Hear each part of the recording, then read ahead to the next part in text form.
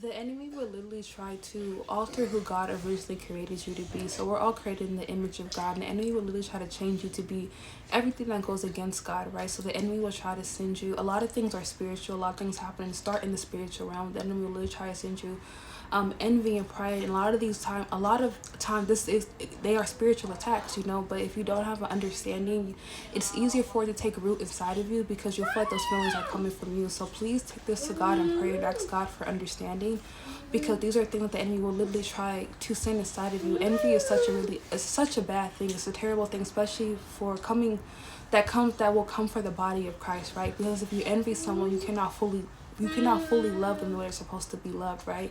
So if we're supposed to be loving each other and becoming who God has called us to be, if we envy each other, it can cause you to not allow someone to become who God called them to be, because at that point you're going to be operating out of envy, right? Because you have that feeling towards them.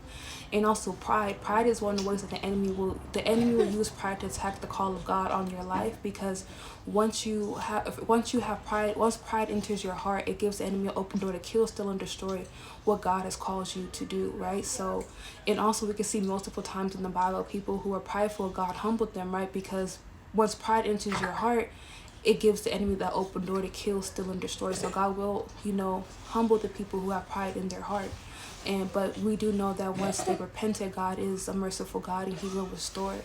But it is an attack that the enemy will definitely send to attack the call of God on your life.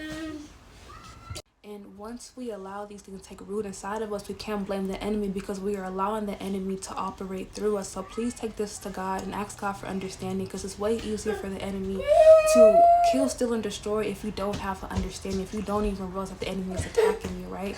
So please take this to God in prayer, you guys, and God bless.